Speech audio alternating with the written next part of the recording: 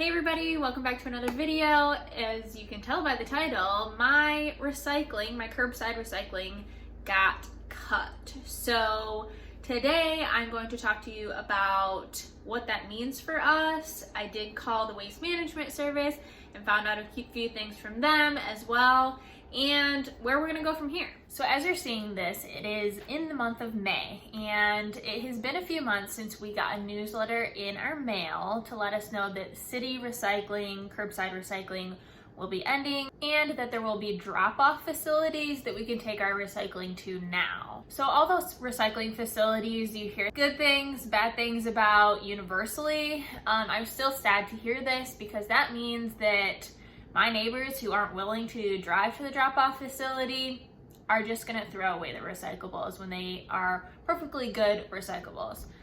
So I decided to give the waste management company a call and see why it got cut, as well as what we can do from here to make sure that our recyclables go to the best place and have the best chance of being recycled. I do want to stop here really quick and just say that obviously what's happening in my area could be very different from your area. So when I did call the waste management services, I got a lot of really great information. So what I suggest that you do, even if you do have a really good functioning curbside recycling program, just make sure that you're recycling the right stuff and get as much information as you can, because it's super helpful to talk to those that are in the facilities and that can tell you this is something that we would throw away, or this is what would contaminate a huge bunch and make it worse rather than better that you're recycling it. So with that being said, when I called the waste management facility, she was great. I kind of want her to be my best friend now, and I might have to give her a call back because I have some follow-up questions. But essentially what she said, and as you can maybe imagine, is the reason that curbside recycling was cut is because of money. So the city was going to be charged for curbside recycling going forward. So instead of doing that, they let us know what drop-off facilities were available for us to drop off to. Now, since then, we have been going to the drop-off facilities, and there has been one or two that's the closest to us. So I've been to both of them. One of them is a catch-all, so it's pretty much recycle anything that you would have recycled through your curbside recycling. The other one is a specified drop-off center. So what I mean by that is aluminums go here, plastics 1 through 3 go here, cardboard goes here, so you have to separate it out. So when I asked the waste management woman, she let me know that it doesn't really matter, because I asked her if it's separated out, does that have a better chance of it being recycled? She said that the materials all go to the same place. It's all an automated process actually. So it doesn't really matter whether it's separated out or if it's a catch-all system. So that's something that you might want to ask if you're curious about what goes on in your area. One crazy thing that I did actually find out is that curbside is actually still going on in my area. When I gave her a call, she said that the city and whatever systems are going through and trying to put together a policy, and that curbside is actually still happening until then. So I'm wondering if maybe the newsletter we got was just a foreshadowing of what was going to happen, and it was the city trying to let us know, especially for those who maybe don't read the newsletter, trying to get people in the habit of not putting it out or going to the drop-off facilities in advance. Now, one of the more interesting things that I found out, because I did let her know I wanted to be the most responsible consumer possible and the most responsible recycler possible, and she said that was music to her ears, which, again, we're gonna be friends. But the system for recycling, the number system, so I've talked to you about this before, is there's, as you can see on the bottom of a lot of household or food products, there's a triangle, and then there's a number inside the triangle for the recycling system. So you'll find number 1 through number 7.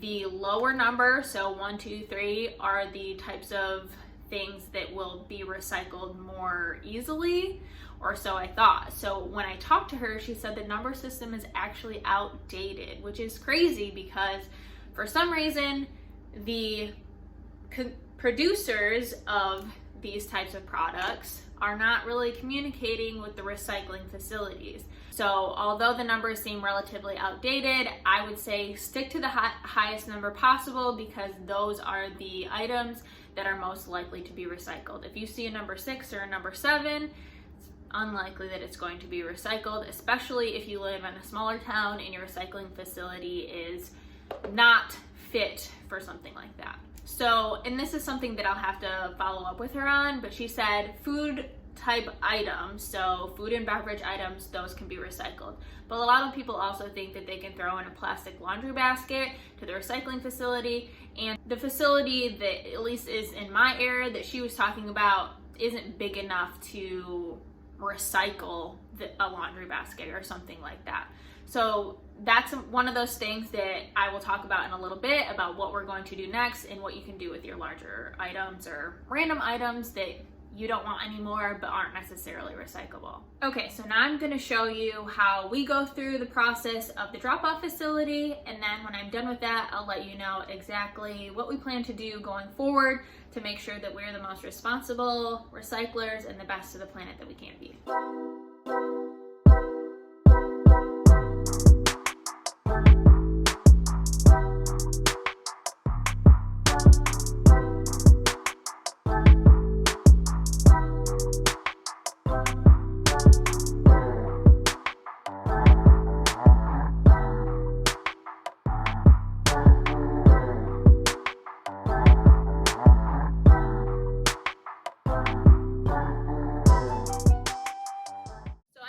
Garage where we keep our recycling boxes or totes. This is them all emptied out from the trip that you just saw, and we will continue to recycle as we see fit. We do like to support vegan companies, and sometimes they have stuff that comes in plastic. Luckily, most of it's recyclable. Some of it that's not. If it's new, we still will support the company sometimes, knowing that it's a company that's progressive, wanting to work towards making the planet a healthier place. So likely they will also be one to switch their packaging over to a more sustainable packaging. But let's go ahead and talk about what we're going to do going forward to try to reduce the amount that ends up in these bins. So we're here in my sunroom, which is where, at least over the winter time, I have been storing my TerraCycle returns, much to my husband's dismay. So here I just showed you I have a late July box, and I also have a Kroger / Simple Truth box that is ready to send back. I did a video on TerraCycle already, and I will just link that above and below if you haven't seen it. I won't go into super detail with it, but it is a free program. You actually gain points, potentially dollars, that you can spend to help the world and the planet even more. Companies pay to have a partnership with TerraCycle so that we can recycle our flexible plastics or whatnot through them. You just print out a shipping label, send it off to them, they collect it, and you get points for it. So the points and the dollars aren't really like why you do it. You do it because it's less that you have to throw away, and because of that, it's less that goes to the landfill. So my number one tip is to look into TerraCycle, see what waste streams that you use regularly. I shop at Kroger a lot, and Kroger actually just updated their system.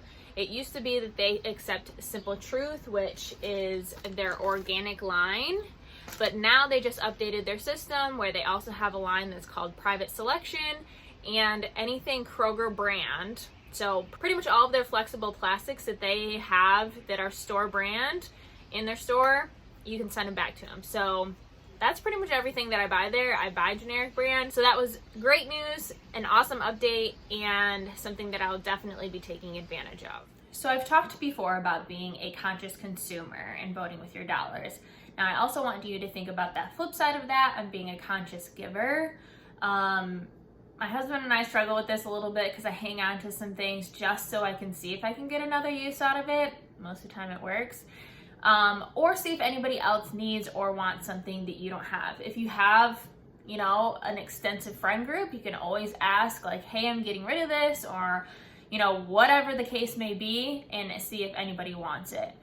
You can also look into Facebook Marketplace and give away things for free to someone who would actually want it. You can obviously sell things if they're worth any type of value as well. And then there's also something that I recently discovered, which has been around for a long time, is get into Facebook groups. So there's a group called Buy Nothing, and it's usually based on like the city that you live in, obviously, so it's local and you can exchange things.